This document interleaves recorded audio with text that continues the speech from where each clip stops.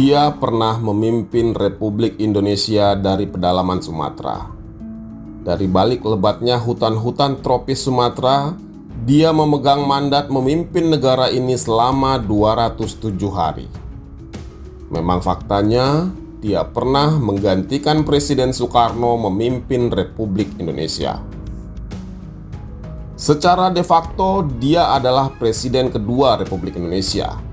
Meski secara de jure dia tidak pernah dilantik sebagai presiden. Tapi yang pasti, dia adalah salah satu negarawan besar yang pernah dimiliki bangsa ini. Namanya Safrudin Prawira Negara. Orang Indonesia pertama dan satu-satunya yang pernah menjadi presiden The Java Bank. Sederet jabatan mentereng juga pernah disandangnya. Mulai dari Gubernur Bank Indonesia pertama, Wakil Perdana Menteri, Menteri Kemakmuran, dan Menteri Keuangan. Yang paling prestisius adalah ketika ia menjabat sebagai Ketua Pemerintahan Darurat Republik Indonesia yang setara dengan jabatan Presiden. Saat itu, Safrudin berjibaku menjaga kedaulatan Republik Indonesia dengan bergerilya di tengah-tengah lebatnya hutan Sumatera. Namun akhirnya jalan pedang yang dipilih lelaki berdarah campuran Sunda dan Minangkabau ini adalah melawan ketidakadilan pemerintah pusat. Dia melawan kebijakan pemerintah pusat yang membuat jurang kesenjangan pembangunan antara Jawa dan daerah semakin dalam. Dia juga berdiri paling depan menentang demokrasi terpimpin ala Presiden Soekarno yang mulai nampak otoriter. Lalu dia kembali ke dalam lebatnya hutan Sumatera, memimpin pemerintahan Revolusioner Republik Indonesia atau PRRI, sebuah gerakan perlawanan yang memprotes kesenjangan pembangunan antara pusat dan daerah. Dia menuntut desentralisasi agar pembangunan Indonesia merata ke seluruh negeri. Keputusannya bergabung dengan PRRI bukan karena nafsu kekuasaan, tapi karena panggilan moral untuk mengingatkan Republik bahwa keadilan dan desentralisasi bukanlah pemberontakan, melainkan hak yang dijanjikan oleh kemerdekaan. Ia tahu bahwa pilihannya itu bisa membuatnya dicap sebagai pengkhianat, ditangkap, dan bahkan dilupakan oleh sejarah. Tapi Safrudin tidak gentar. Ia rela dicap pemberontak, rela dilupakan oleh sejarah demi menyelamatkan Republik yang dulu dia lindungi dari belantara hutan Sumatera bersama PDRI. Dia melawan bukan untuk menjatuhkan Soekarno, bukan untuk memisahkan diri dari Indonesia, tapi memperjuangkan keadilan bagi seluruh rakyat Indonesia Raya.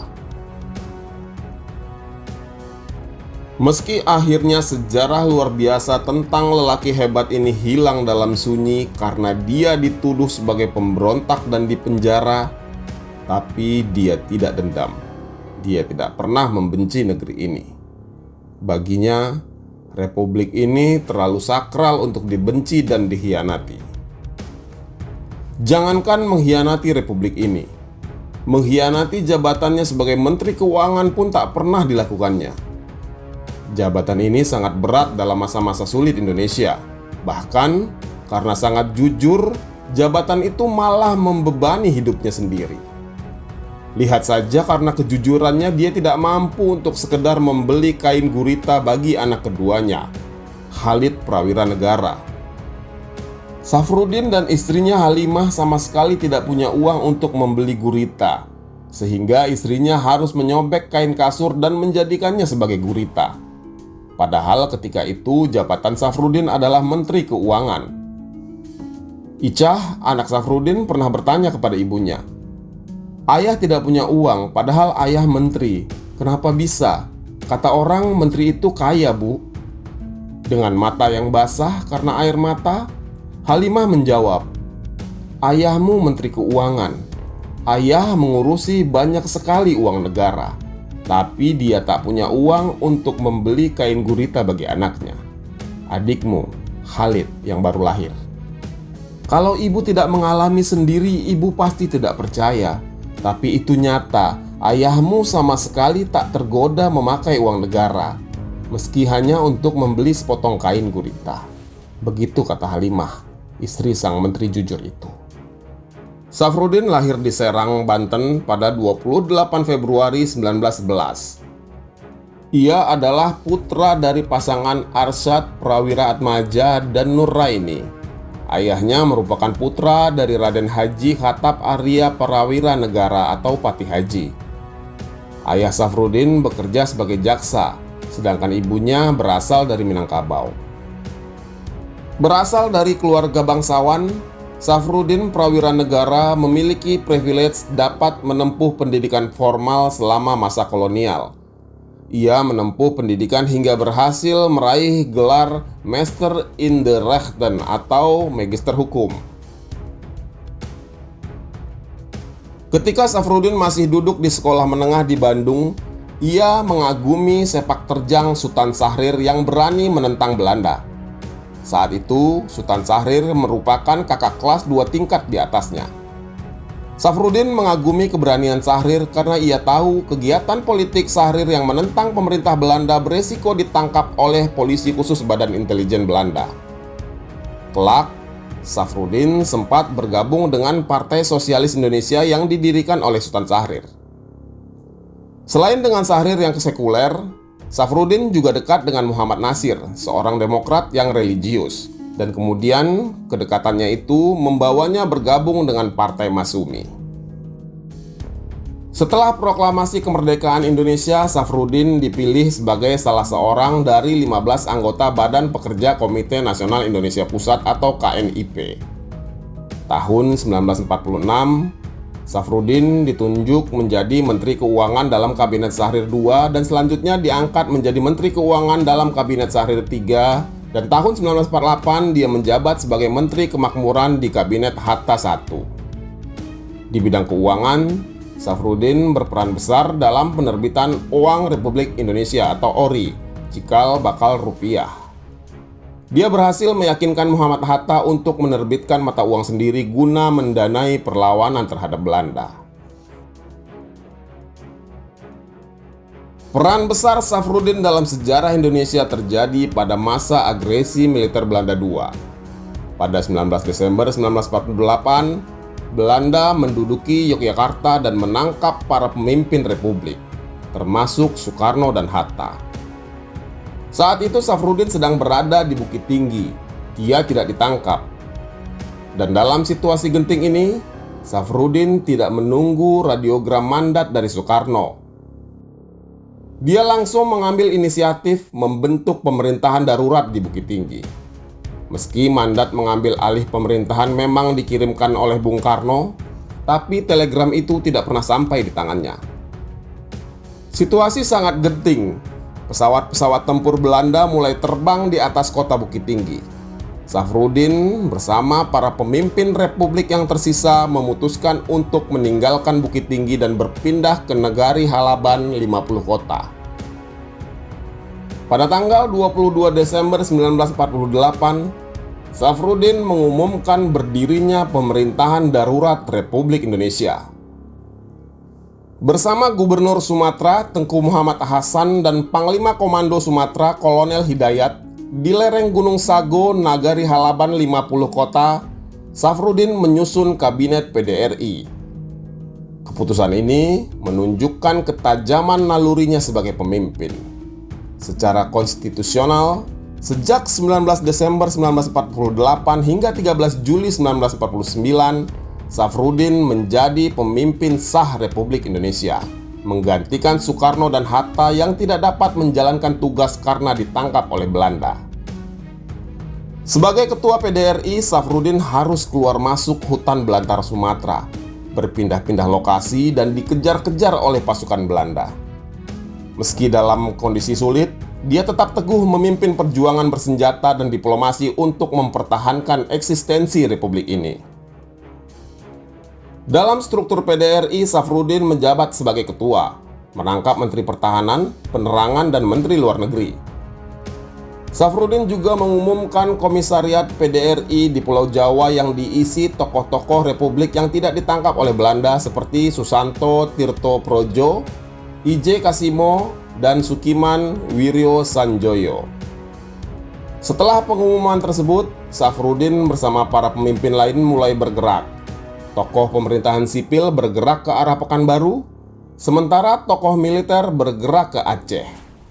Safrudin mengalami sejumlah kesulitan dalam perjalanan, dan karena Belanda berhasil merebut sejumlah kota dan desa di rute perjalanan ke Pekanbaru, rombongan memutuskan untuk berpencar di Sungai Dareh dan berkumpul lagi di Bidar Alam. Safrudin tiba di Bidar Alam pada tanggal 9 Januari 1949 dan disusul oleh kelompok-kelompok lainnya pada bulan itu juga.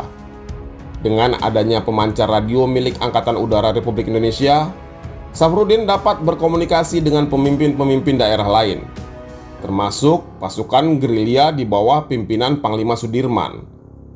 Radio ini juga dipancarluaskan ke dunia internasional untuk membuktikan bahwa Republik Indonesia masih ada. Saat menggelar rapat di Situ Juh 50 Koto pada 14 Januari 1949, Safrudin nyaris gugur.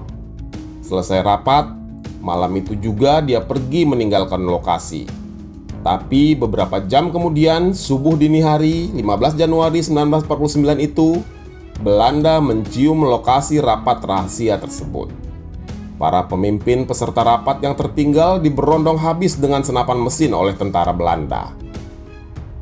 Beberapa tokoh penting sipil dan militer gugur, termasuk Khatib Sulaiman, Arisun Sultan Alamsyah, Letkol Munir Latif, Mayor Zainuddin, Kapten Tantawi, Letnan Anizar, Letnan Samsul Bahri, dan 2 sipil lainnya. Pasukan Belanda dengan sangat kejam memburu para pemimpin PDRI. Bahkan, Khatib Sulaiman yang sekarat tertembus peluru di dada masih ditikam bayonet tepat di jantungnya oleh tentara Belanda. Peristiwa patriotik ini kemudian dikenal dengan nama Peristiwa Situ Juh. Kelompok-kelompok pejuang yang terus melangsungkan perang gerilya di Jawa dan Sumatera satu komando di bawah PDRI pimpinan Safrudin. PDRI juga berkomunikasi dengan diplomat-diplomat Indonesia yang ditugaskan ke PBB di bawah Muhammad Rum. Dengan adanya PDRI, posisi perlawanan Indonesia baik perlawanan bersenjata maupun diplomasi menjadi lebih kuat. Dunia internasional percaya Indonesia belum takluk. Koordinasi antara pimpinan PDRI di Pulau Sumatera dengan pimpinan militer di Pulau Jawa sangat solid. Informasi mengenai perkembangan-perkembangan yang terjadi di Jawa terus-menerus dilaporkan kepada PDRI di Sumatera melalui pemancar radio dan telegram. Komunikasi dan koordinasi terus dijalankan, baik dalam mengambil kebijakan militer, politik, dan diplomasi. Kondisi militer dan kekuatan rakyat sangat solid, dan ini tidak diketahui oleh Soekarno-Hatta yang sedang ditawan oleh Belanda di Pulau Bangka. Belanda yang kewalahan menghadapi perlawanan gerilya dan juga tekanan internasional, kemudian mengajak Soekarno-Hatta untuk berunding. Padahal Dwi Tunggal itu tidak mengetahui kondisi di luar karena sedang ditawan. Akhirnya Belanda berhasil merayu dan meyakinkan Soekarno-Hatta untuk berunding hingga menghasilkan perjanjian Rum-Royen. Safrudin merasa dilangkahi dalam hal ini karena ia menganggap bahwa mandat pemerintahan Indonesia ada pada PDRI, bukan pada para tokoh yang sedang berada dalam tawanan Belanda. Dia pun menolak perjanjian Rum-Royen. Panglima Besar Jenderal Sudirman juga tidak setuju atas perundingan karena Soekarno dan Hatta sebelumnya tidak berunding dulu dengan Safrudin yang notabene adalah ketua PDRI. Panglima Sudirman meminta Safrudin untuk menolak perjanjian tersebut. Ketika mendengar para pemimpin yang ditawan di Bangka mengadakan pembicaraan dengan PBB dan Belanda untuk menggelar perundingan, Sudirman pun bereaksi. Dia berkirim surat kepada Safrudin. Jenderal Sudirman bahkan menyindir status tawanan para pemimpin di Bangka. Minta keterangan, apakah orang-orang yang dalam tawanan atau pengawasan Belanda berhak merundingkan lebih-lebih memutuskan sesuatu yang berhubungan dengan politik untuk menentukan status negara kita. Sedangkan telah ada PDRI yang telah diresmikan sendiri oleh tim presiden ke seluruh dunia pada tanggal 19 Desember 1948. Begitu tulis Sudirman dalam surat radiogramnya itu. Surat Panglima Besar Sudirman ini memperkuat penolakan PDRI terhadap rencana perjanjian Roem-Royen. Sudirman sendiri sudah sejak tahun 1946 menolak perundingan demi perundingan yang digelar pemerintah dengan Belanda. Ia bahkan sempat berpidato pada acara Persatuan Perjuangan Pimpinan Tan Malaka yang mengkritik keras langkah-langkah perundingan karena Belanda selalu berkhianat. Menurut Safrudin, Soekarno dan Hatta beserta para tokoh lain yang diasingkan di Pulau Bangka tidak mengetahui kekuatan militer PDRI saat itu. Untuk membujuk Safrudin agar mau menerima hasil perjanjian Roem-Royen, Muhammad Hatta kemudian mengutus delegasi yang terdiri dari Muhammad Nasir, Yohanes Lemena, dan Abdul Halim ke Sumatera Barat. Delegasi ini sekaligus bertugas menjemput para pemimpin PDRI untuk kembali ke Yogyakarta. Safrudin awalnya kukuh menolak perjanjian Roem-Royen. Tapi setelah melakukan perundingan alot dengan delegasi Hatta di Padang Japang pada 6 Juli 1949, ia bersedia menerimanya demi persatuan nasional. Pada 13 Juli 1949, Safrudin mengembalikan mandatnya selaku Ketua PDRI kepada Presiden Soekarno. Dengan demikian, berakhir kepemimpinan Safrudin sebagai Kepala Pemerintahan Republik Indonesia yang diembannya selama 207 hari. Setelah Safrudin menyerahkan kembali mandat PDRI kepada Soekarno, ia kemudian menjabat sebagai Wakil Perdana Menteri dan Menteri Keuangan periode 1949-1950. Pada Maret 1950, saat menjadi Menteri Keuangan dalam Kabinet Hatta, Safrudin mengeluarkan kebijakan moneter yang kontroversi, yaitu Gunting Safrudin. Kebijakan ini memotong uang pecah Rp5 ke atas menjadi dua bagian. Bagian kiri masih berlaku sebagai alat pembayaran yang sah, tetapi nilainya hanya setengah dari nilai semula. Sementara bagian kanan tidak berlaku lagi sebagai alat pembayaran, tapi bisa ditukar dengan obligasi negara berjangka 40 tahun dengan bunga 3% per tahun. Kebijakan ini menimbulkan pro dan kontra meskipun bertujuan mengendalikan inflasi pasca perang dan menstabilkan ekonomi. PKI yang telah lama menjadi lawan politik Safrudin mengkritik keras kebijakan ini. Kebijakan Gunting Safrudin menjadi bulan-bulanan Partai Komunis itu. Tapi kemudian faktanya, kebijakan Gunting Safrudin mampu membersihkan sistem moneter, mengurangi jumlah uang beredar, menurunkan harga-harga barang kebutuhan, dan menambah kas pemerintah. Pada Agustus 1950, posisi devisa Indonesia benar-benar membaik. Pasar gelap valuta asing pun hancur. Seluruh produksi barang dan ekspor pada tahun itu meningkat tajam. Safrudin yang terkenal sebagai sosok yang sangat jujur, ia bahkan tidak mampu memberitahu kepada istrinya tentang kebijakan Gunting Safrudin. Akibatnya, setelah kebijakan itu diterapkan, ia sendiri harus meminjam uang untuk memenuhi kebutuhan hidup keluarganya karena gajinya tidak cukup.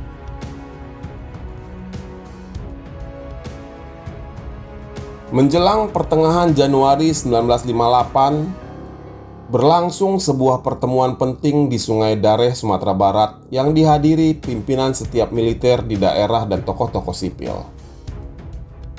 Dari kalangan militer, tersebut nama Letkol Ahmad Hussein, Kolonel Zulkifli Lubis, Kolonel Sarif Usman, Kolonel Maludin Simbolon, Letkol Barlian, Letkol Vence Sumual, dan Letkol Dahlan Jambe. Sedangkan dari tokoh-tokoh sipil tersebut nama-nama besar seperti Safrudin Prawira Negara, Muhammad Nasir, Burhanuddin Harahap, dan Sumitro Joyo Hadikusumo. Pertemuan menghasilkan kesepakatan untuk melahirkan gerakan koreksi terhadap pemimpin yang bertindak inkonstitusional. Gerakan ini bukan perbuatan makar, bukan pemberontakan dan juga bukan tindakan disintegrasi, tapi gerakan mengkoreksi kebijakan pemerintah pusat. Mereka mengultimatum pemerintah pusat. Lalu, pada 15 Februari 1958, Letnan Kolonel Ahmad Hussein mengumumkan berdirinya Pemerintahan Revolusioner Republik Indonesia atau PRRI dengan dirinya sebagai Ketua Dewan Perjuangan dan Perdana Menteri Safrudin Prawira Negara. PRRI muncul sebagai bentuk perlawanan terhadap kebijakan Presiden Soekarno yang dianggap menyimpang dari konstitusi. Gerakan ini dipicu oleh ketidakpuasan terhadap ketidakadilan dalam pembangunan daerah dan sentralisasi kekuasaan yang berlebihan. Selain itu, kedekatan Soekarno dengan PKI juga menjadi hal penting yang harus dikoreksi oleh PRRI. Tak hanya itu, ternyata ada friksi di kalangan tentara di balik PRRI ini. Jauh sebelum PRRI mengultimatum Soekarno, sebenarnya rasionalisasi atau pengurangan jumlah tentara yang digagas oleh Hatta dan Nasution telah menjadi cikal bakal pergerakan ini. Rasionalisasi itu menyusutkan tentara dari 200.000 personel menjadi hanya 80.000 personel saja. Ketidaksenangan para pemimpin militer di Sumatera bermula dari rasionalisasi ini. Pemerintah pusat menganggap tentara jebolan peta bukan tentara profesional dan mereka paling banyak terkena rasionalisasi. Para komandan militer Sumatera yang sebagian besar jebolan peta merasa seolah dianaktirikan oleh Kepala Staf Angkatan Darat Mayor Jenderal Abdul Haris Nasution yang jebolan kenil. Ultimatum PRRI ini kemudian memecah kekuatan nasional, baik militer maupun partai politik. Dua partai politik dianggap melibatkan diri secara langsung dalam gerakan koreksi ini. Mereka adalah Masumi yang diwakili oleh Safrudin Prawira Negara dan Partai Sosialis Indonesia yang diwakili oleh Sumitro Joyo Hadikusumo. PKI yang merupakan musuh bebuyutan kedua partai itu langsung menyerang PRRI secara politik. PKI menuduh PRRI sebagai gerakan kontra-revolusioner dan mencap PRRI sebagai pemberontak. Dukungan Masumi dan PSI kepada PRRI juga menyiratkan adanya kedekatan kedua partai kepada para pemimpin militer PRRI seperti Kolonel Zulkifli Lubis dan Maludin Simbolon. Kolonel Zulkifli Lubis dianggap dekat dengan Masumi. Apalagi pendiri Badan Intelijen Indonesia ini adalah rival abadi Nasution sejak mereka berpangkat kolonel. Meski mereka berdua adalah sepupu, namun hampir semua friksi militer yang terjadi pada saat itu berujung pada persaingan dua saudara ini. Menanggapi ultimatum dari PRRI ini, Nasution langsung memutuskan untuk memecat para perwira militer tersebut. Kolonel Zulkifli Lubis, Letkol Ahmad Hussein, Kolonel Simbolon, Letkol Dahlan Jambe dipecat dengan tidak hormat oleh Nasution. Sementara untuk tokoh-tokoh sipil seperti Safrudin Prawira Negara, Burhanuddin Harahap, dan Sumitro Joyo Hadikusumo dikeluarkan perintah penangkapan pada 16 Februari 1958. 3 hari kemudian, Muhammad Hatta sempat meminta kepada Bung Karno untuk memenuhi permintaan PRRI agar membentuk kabinet presidensial dan membubarkan kabinet Juanda. Dengan syarat, PRRI menarik ultimatumnya dan membubarkan diri. Hatta juga meminta kepada Soekarno agar para tokoh yang terlibat diberi amnesti. Soekarno tidak langsung menolak permintaan itu. Namun, pesawat-pesawat Auri sudah membombardir Padang dan Bukit Tinggi. Kabinet memutuskan untuk merebut Pekanbaru terlebih dulu sebelum berunding karena di Pekanbaru ada ladang minyak Caltek dan Stanvac yang menjadi sumber devisa pemerintah pusat. Untuk menggulung PRRI, Nasution kemudian menggelar Operasi Bersandi 17 Agustus. Operasi ini dipimpin oleh Kolonel Ahmad Yani. Pasukan RPKAD atau Kopassus diterjunkan ke Pekanbaru dipimpin oleh Letnan II LB Murdani. Pekanbaru berhasil dikuasai. Sementara Angkatan Laut Republik Indonesia memblokade Kota Padang. Pasukan Ahmad Yani menggempur habis-habisan kantong-kantong gerilya PRRI sampai ke pedalaman Sumatera Barat, Sumatera Tengah, dan Riau. PRRI mengalami kekalahan besar dalam 3 bulan pertempuran pertama. Tapi sampai 3 tahun perlawanan, tak satu pun pemimpin PRRI yang berhasil ditangkap oleh tentara pemerintah pusat. Pada 8 Februari 1960, PRRI dan Permesta menyatukan semua kekuatan yang mengadakan perlawanan kepada pemerintah pusat. Darul Islam Daud Bereh di Aceh, Kartosuwiryo di Jawa Barat, Ibnu Hajar di Kalimantan, dan Kahar Muzakar di Sulawesi Selatan diajak bergabung. Mereka mendirikan pemerintahan Republik Persatuan Indonesia dengan Safrudin Prawira Negara sebagai presiden sekaligus Perdana Menterinya. PRRI dan Permesta bersatu dengan Darul Islam karena mereka merasa mempunyai musuh yang sama. Namun, pembentukan pemerintahan Republik Persatuan Indonesia ini mendapat tentangan dari pihak militer. Letkol Ahmad Hussein kemudian menghentikan perlawanan. Dia dan pasukannya secara resmi menyerahkan diri pada 29 Mei 1961. Dengan tidak adanya dukungan sayap militer, tidak ada alasan lagi bagi Safrudin dan para tokoh politik sipil lainnya untuk tidak ikut menyerah. 17 Agustus 1961, Presiden Soekarno mengeluarkan keputusan memberi amnesti dan abolisi kepada semua yang terlibat PRRI dan Permesta. Hari itu juga, Safrudin Prawira Negara mengeluarkan instruksi kepada semua pejuang dan angkatan perangnya untuk menghentikan segala tindakan perlawanan dan permusuhan. Safrudin dan kawan-kawannya kemudian menyerahkan diri kepada penguasa militer pemerintah. Dia lalu menyerahkan aset PRRI yang masih tersisa kepada Jenderal Nasution, yakni emas batangan seberat 29 kg. Safrudin awalnya tidak dipenjara karena adanya amnesti dari Presiden Soekarno. Ia sempat tinggal di Medan. Namun pada bulan Maret 1962, ia ditangkap dan dibawa ke Jakarta lalu ditahan tanpa diadili. Kemudian dia dipindahkan ke penjara militer di Jakarta. Safrudin baru dibebaskan pada 26 Juli 1966 menjelang lengsernya Presiden Soekarno. Semasa Orde Baru, Safrudin tetap masih kritis. Dia menentang korupsi yang terjadi selama era Soeharto. Dia juga menggunakan sarana dakwah sebagai media untuk meluncurkan kritikannya. Safrudin juga merupakan salah satu tokoh yang ikut menandatangani petisi 50 bersama tokoh militer Abdul Haris Nasution yang dulu sempat menjadi lawannya semasa PRRI. Mereka mengkritik pedas Soeharto yang saat itu terlihat mulai otoriter. Ini terjadi pada tahun 1980. Safrudin juga turut menulis lembaran putih seusai peristiwa Tanjung Priok tahun 1984. Dia menyebut kebijakan represif pemerintahan Soeharto terhadap kelompok keagamaan dan pemaksaan Pancasila sebagai akar penyebab kerusuhan.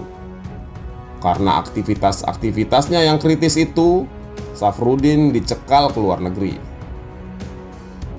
Safrudin meninggal dunia pada 15 Februari 1989 di Jakarta karena serangan jantung. Ia meninggal di usia 79 tahun. Dia dimakamkan di Taman Pemakaman Umum Tanah Kusir.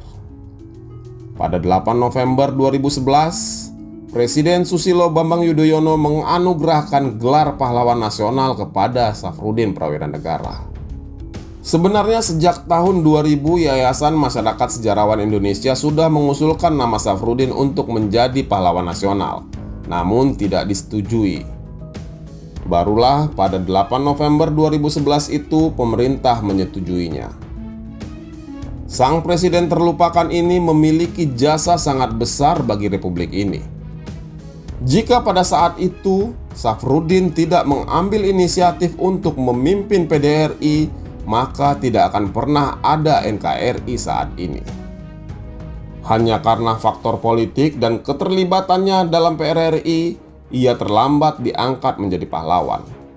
Padahal, PRRI yang dipimpinnya bukan bertujuan untuk memberontak. tapi untuk menuntut keadilan bagi seluruh rakyat Indonesia agar tidak ada ketimpangan pembangunan antara pusat dan daerah.